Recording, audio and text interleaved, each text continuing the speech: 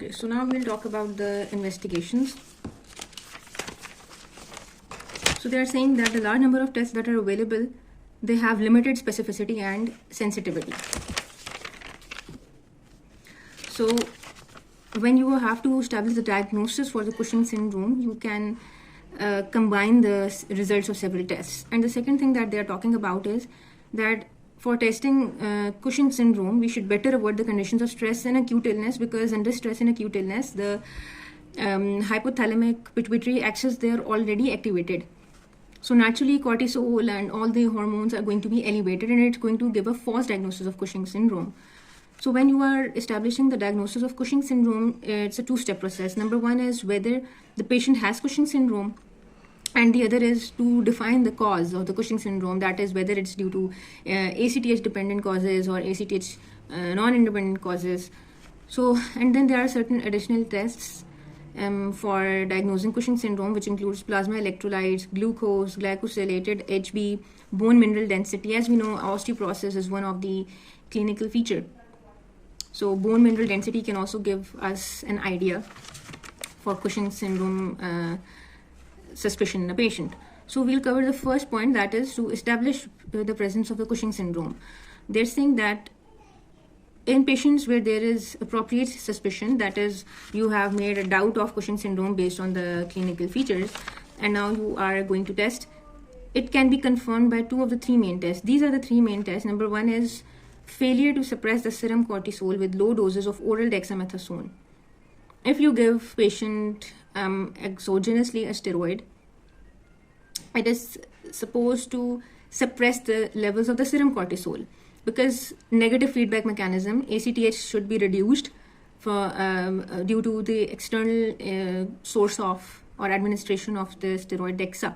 But that won't happen in a patient who has Cushing syndrome, because probably the lesions that are producing, they are not, accepting a negative feedback. Now the second point is loss of the normal circadian rhythm. Normally cortisol हमारी body में specific times of the day में secrete होता है. But if a patient has Cushing syndrome, you will find the levels of cortisol which are inappropriately elevated late at night, either serum or salivary cortisol. उसके बाद जब blood में हमारे पास cortisol ज़्यादा होता है, तो definitely it's going to be present in urine in increased amount. So increased 24-hour urine-free cortisol. Now, detail of the, first test is going to start. So dexamethasone is used for the suppression testing because it does not cross-react in immunoassays for cortisol. और an overnight हम dose देते हैं dexamethasone suppression test की. ठीक है, this test is called as ONDST, overnight dexamethasone suppression test. तो patient को हम 1 ग्राम डेक्सामेथासोन देते हैं रात के 11 बजे, और सुबह 9 बजे जो है हम मेजर करते हैं सीरम कॉर्टिसोल लेवल्स. सही है. In low dose dexamethasone suppression test, serum cortisol measured following administration. अच्छा, एक हो गया ओवरनाइट डेक्सामेथासोन सप्रेशन टेस्ट और एक है low dose dexa suppression test. Low dose और ONDST में फ़र्क सिर्फ ये कि लो डोज में हम 1 मिलीग्राम के बजाय 0.5 मिलीग्राम डेक्सामेथासोन एडमिनिस्टर करेंगे. लेकिन किस हिसाब से करेंगे? We are going to administer it 4 times daily for 48 hours, यानी कि 2 दिन के लिए हम पेशेंट को 0.5 mg डेक्सामेथासोन देंगे. So for either test, a normal response क्या होना चाहिए दोनों टेस्ट में, कि जो कॉर्टिसोल लेवल्स हैं वो कम हो जाने चाहिए, लेस देन 50 नैनोमोल्स पर लीटर हो जाना चाहिए. If you can not even remember this value, you should know that the levels of cortisol should drop. It's important any estrogens to be stopped. अब हमने पढ़ा था कि एस्ट्रोजेंस जो हैं, इस अगर पेशेंट किसी OCPs वगैरह पर है तो हमने वो 6 weeks prior to this test वो हमने स्टॉप करने होते हैं पेशेंट के अंदर.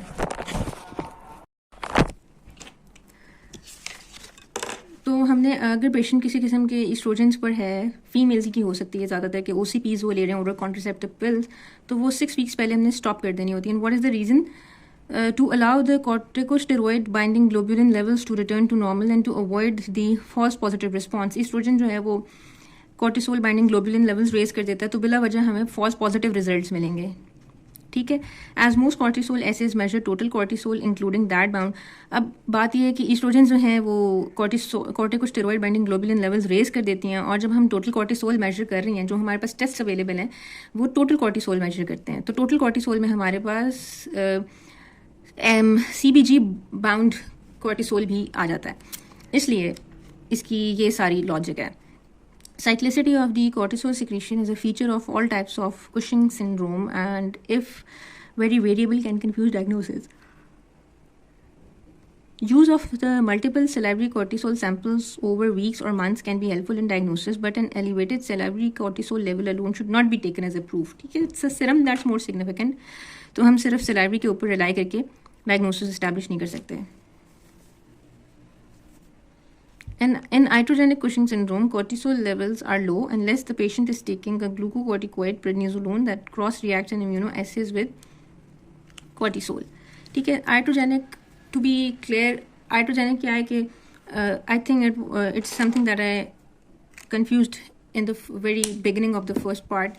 Iatrogenic ही basically ये है कि patient exogenously administer हो रहा है उसको steroid, ठीक है, such as prednisolone. Prednisolone has a tendency that it cross reacts with cortisol. जब आप टेस्ट मेजर करते हैं ना कॉर्टिसोल लेवल्स का, तो डेक्सामेथासोन अगर पेशेंट को आपने दिया है इन द टेस्ट, वो क्रॉस रिएक्ट नहीं करता, लेकिन प्रेडनिसोलोन जो है वो कॉर्टिसोल की केमिस्ट्री को एक तरह से आप समझ लें मिमिक करेगा, तो कॉर्टिसोल लेवल्स में बेसिकली प्रेडनिसोलोन लेवल्स भी आ जाएंगे।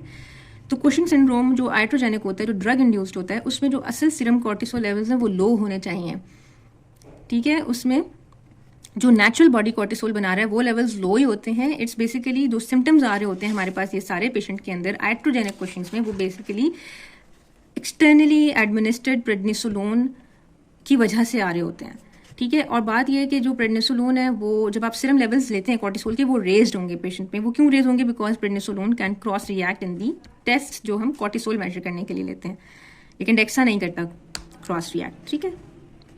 सो the second thing is determining the cause. So once आपने इस्टेब्लिश कर लिया कि हाँ पेशेंट को कुशिंग सिंड्रोम है, द नेक्स्ट थिंग इज हम मेजर करेंगे प्लाज्मा ACTH लेवल को। It's best measured in the morning, right, so at around 9 p.m. sorry not p.m. a.m. so in the presence of excessive cortisol secretion and undetectable ACTH indicates an adrenal cause. अगर cortisol बहुत ज़्यादा secrete हो रहा है तो इसका मतलब है कि cortisol अगर आप normally एक्सेस देखें कि hypothalamus होता है, फिर pituitary होता है, और फिर हमारे पास क्या आता है? adrenal gland आता है, ये hypo, ये pituitary, adrenal, ठीक है।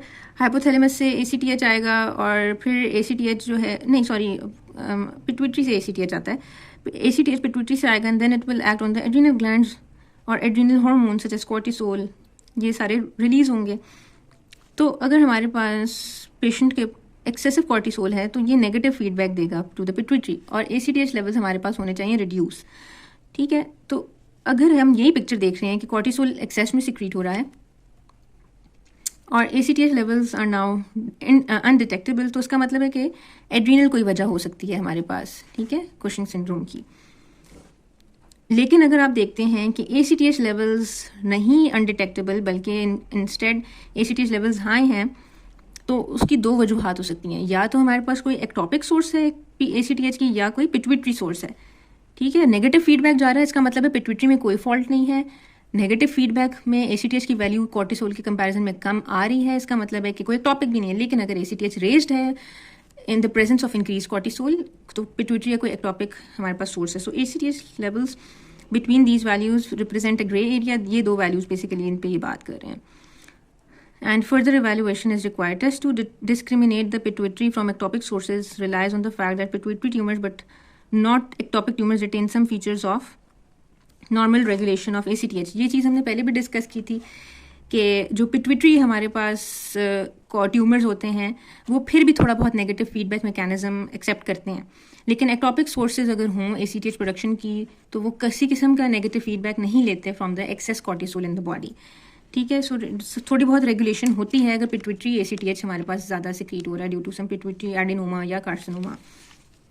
सो moving further, they are saying that in the pituitary dependent Cushing's disease, ठीक है, जो हमारे पास पिट्यूटरी डिपेंडेंट कुशिंग डिजीज है, ACTH सिक्रीशन वो हो जाएगी suppress by the high dose dexamethasone test, ठीक है, and ACTH is stimulated by CRH।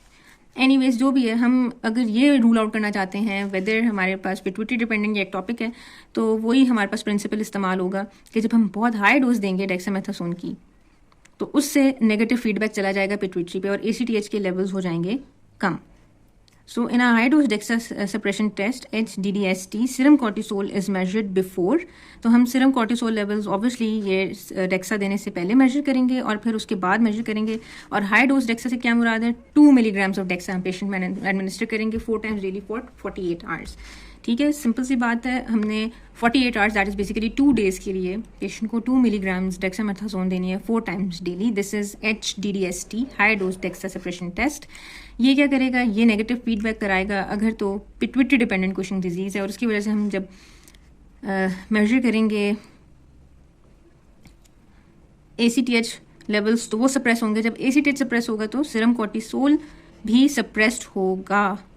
ठीक है, so techniques for the localization of the tumor secreting ACTH or cortisol are listed in the figure. MRI, it detects 60% of the pituitary microadenomas.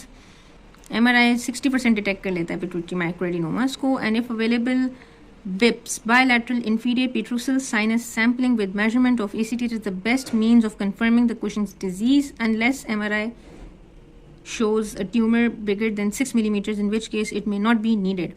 ठीक है, basically वो ये कह रहे हैं कि होता ज़्यादातर क्या है, कुशिंग डिजीज़ में पिट्यूटरी माइक्रोएडिनोमा ही होता है, यानी कि उसका साइज लेस देन 10 मिलीमीटर ही होगा मोस्टली। ठीक है, तो MRI 60% पिट्यूटरी माइक्रोएडिनोमास को डिटेक्ट कर लेता है, लेकिन उसमें भी एक लिमिटेशन MRI की ये है कि जो पिट्यूटरी माइक्रोएडिनोमा है it should be a little bigger than 6 millimetres. अगर तो ऐसा नहीं है तो इट्स लाइकली कि MRI मिस कर देगा, तो उस केस में हम फिर BIPS कर सकते हैं, which is bilateral inferior petrosal sinus sampling, in which case it might more. So CT and MRI detects most adrenal tumors. Adrenal carcinomas are usually more than 5 centimeters and have other features of malignancy. So this was the theoretical part. Now let's discuss this map. So ये एक तरह की summary है जो हम पढ़ते हुए आए हैं। कुशिंग सिंड्रोम सस्पेक्ट किया आप पहले, सबसे पहले तो ये देख लेंगे आप कि पेशेंट कोई एक्सोजेनसली ग्लूकोकॉर्टिकॉइड्स तो नहीं ले रहा पेशेंट। ठीक है, कोई भी वजह हो सकती है glucocorticoids, let's suppose rheumatoid arthritis के पेशेंट्स ग्लूकोकॉर्टिकॉइड्स ले रहे होते हैं, नेफ्रोटिक सिंड्रोम के पेशेंट्स ले रहे होते हैं, तो you have to rule out कि वो कोई ड्रग तो नहीं लेता ग्लूकोकॉर्टिकॉइड और स्टेरॉइडल। ठीक है, अब अगर नहीं लेता तो फिर हम आएंगे टूवर्ड्स दीज टेस्ट, जिसमें हम क्या कर सकते हैं, ONDST, LDDST, और फिर ये है 24 hours urinary free cortisol more than an equals to, ये कह रहे हैं 2 टेस्ट आपने कम अज़ कम जो मेजर करें ना यूरिनरी फ्री कॉर्टिसोल, ये हमने 2 या से ज़्यादा बार परफॉर्म करना होता है ये टेस्ट, और फिर हम इसकी बेसिस पे कोई डायग्नोसिस इस्टेब्लिश करेंगे। अच्छा, ONDST है, LDDST है, अगर तो इसमें सीरम कॉर्टिसोल लेवल्स इससे ज़्यादा रेज रहते हैं, नहीं होते सप्रेस, तो इसका मतलब है कि the result is basically abnormal. And the other test is late night salivary cortisol abnormal if above the local reference range. Okay. अब हमारे पास जब एक डायग्नोसिस इस्टेब्लिश हो गया है इन टेस्ट की बेसिस पे, एबनॉर्मल रिजल्ट आया है, ये पता चल गया कि हाँ there is Cushing syndrome in the patient, perform 1 or 2 other studies and consider repeating the abnormal studies. ठीक है, तो फिर हम क्या करते हैं, सिर्फ एक टेस्ट की बेसिस पे तो नहीं, हम कॉम्बिनेशन, तो हमने कम से कम ये जो पीछे हमने 3 पॉइंट्स पढ़े थे उसमें से उन्होंने भी कहा था कि आपने इन तीनों में से कम कोई 2 तो लाजमी परफॉर्म करने हैं। तो फिर हम अगर इस टेस्ट पे डेवलप कर लिया तो फिर हम याद ये करेंगे, ये हमने किया था, इस पे हमारे पास क्वेश्चंस लाइकली आया था, तो फिर हम साथ ये भी करेंगे। ठीक है, तो कॉम्बिनेशन हमने करना है, सिर्फ एक के ऊपर इस्टेब्लिश करके जान नहीं छुड़ानी। So at least 2 concordant abnormal test. ठीक है, तो that is Cushing syndrome. Discrepancy आ रही है टेस्ट रिजल्ट्स में, so suggest additional evaluation test, evaluation repeat testing at an interval. Okay, और अगर डिस्क्रिपेंसी है, नहीं आपके पास एग्जैक्टली 2 टेस्ट या उनकी फाइंडिंग्स एक दूसरे के साथ कोरिलेट हो रही, तो हम एक इंटरवल के बाद रिपीट करेंगे, और अगर नॉर्मल है तो then again questions is unlikely, very easy. Now we have management, we'll talk about the management in another video. So here is a very elaborate table जो ये कह रहे हैं कि determining the cause of the confirmed Cushing syndrome, ठीक है, ये जो हमारे पास सेकंड पॉइंट है, इसके लिए इसके रिगार्ड से ये टेबल सारा बनाया गया है। तो जब आपने एक दफ़ा कुशिंग सिंड्रोम कंफर्म कर लिया कि हाँ ये तो है, now the second thing is we have to measure whether it's ACTH dependent और ACTH नॉन इंडिपेंडेंट। अगर ACTH डिपेंडेंट है तो क्या पिट्यूटरी कॉज है या फिर हमारे पास कोई एक्टोपिक कॉज है। तो obviously we'll measure the ACTH levels. तो अगर वो मोर देन 3.3 है इसका मतलब है कि ACTH डिपेंडेंट है, ठीक है। और अगर वो हमारे पास less than 1.1 picomoles per liter है on more than 2 occasions, तो दैट्स एन ACTH इंडिपेंडेंट, ठीक है। तो इसका मतलब है मोस्ट प्रॉब्ली ACTH अगर कम है तो नेगेटिव फीडबैक जा रहा है, और नेगेटिव फीडबैक इतना एक्टिव हो कि ACTH इतना लो हो जाए, दैट कैन ओनली हैपन अगर एड्रीनल पैथोलॉजी है। तो फिर हम डेफिनेटली प्रोसीड करेंगे with adrenal imaging with CT, ठीक है। एड्रीनल लीजन अगर है तो एडिनोकार्सिनोमा, अगर कोई एड्रीनल लीजन नहीं है तो फिर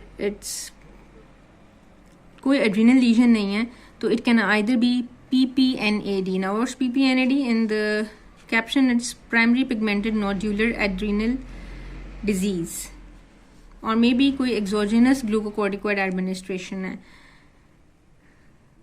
ठीक है।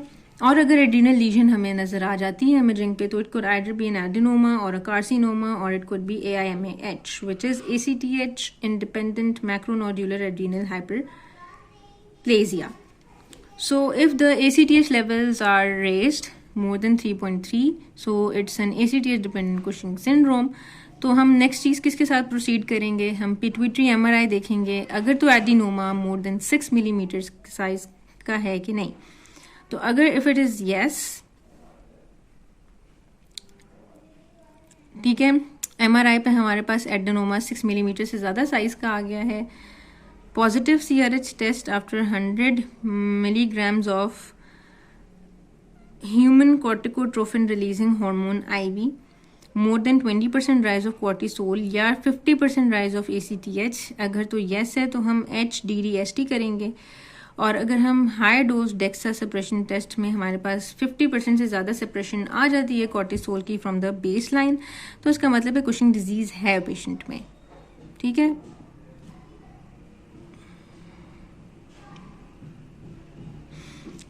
जब हमने इमेजिंग पे देख लिया है MRI में कि हाँ एडिनोमा है, तो हम एक CRH टेस्ट परफॉर्म कर रहे हैं। उसमें क्या है, 100 mg हम IV ह्यूमन CRH देंगे पेशेंट को, ठीक है। और अगर हम देखते हैं कि हमने कॉर्टिकोट्रोफिन रिलीजिंग हार्मोन दिया है पेशेंट को और 20% से ज़्यादा राइज आ गया है कॉर्टिसोल में, या आप कह लें 50% से ज़्यादा राइज आ गया है ACTH में, फिर हम HDDST परफॉर्म कर रहे हैं, ठीक है। This is the series of events. अच्छा, अब बात ये कि ये चीज़ हमें इसमें इस तरह से जिक्र नहीं किया गया था पीछे, CRH टेस्ट का ना, वो यहाँ पे इधर जिक्र किया गया। अगर तो हमारे पास ये फ्लो हो गया। अब अगर हमारे पास pituitary adenoma less than 6 millimetres का है, या CRH टेस्ट हमारे पास पॉजिटिव नहीं आता, नेगेटिव आता है, या HDDST भी नेगेटिव आता है, तो हमने कहा था कि हम इस पे जाएंगे, BIPS पे जाएंगे ना। What was BIPS? BIPS is bilateral inferior petrosal sinus sampling. So ACTH central to the peripheral gradient more than 2:1 at baseline and more than 3:1 at 5 to 10 minutes after 100 mg CRH IV.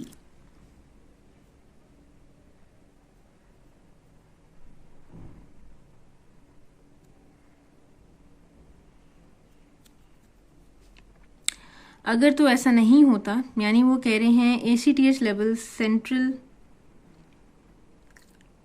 To peripheral, ठीक है। आपने basically biopsy ली है और आपने biopsy में देखा कि ACTH level जो सैंपल लिया है हमने, ठीक है, अब आप सैंपल लिया, बायोप्सी सैंपल कह लें आप, लिया है सेंट्रली, उसमें ACTH लेवल्स और जो पेरिफेरली ब्लड में ACTH लेवल्स हैं वो मोर देन 2:1 है। सेंट्रल में 2 है, पेरिफेरी में 1 है एट बेस लाइन। और जब हम CRH टेस्ट परफॉर्म किया तो उसके 5 से 10 मिनट के बाद जो सेंट्रल है वो ज़्यादा हो गया है, 3 हो गया है, और पेरिफेरल 1। तो अगर तो ये येस आता है तो this is again Cushing's disease. अगर तो नो आता है तो फिर हम CT और MRI thorax and abdomen plus minus somatostatin scintigraphy करेंगे, और फिर प्रॉब्ली ये एक्टोपिक ACTH होगा। ठीक है, बड़ा एक्स्ट्रा इन्फॉर्मेशन है ये, यहाँ तक तो बेसिक समझ आ जाती है, यहाँ आके थोड़ी सी कंफ्यूजन हो रही है, but if you just try to understand even the basic concept तो आपको काफ़ी हद तक समझ आ जाएगा।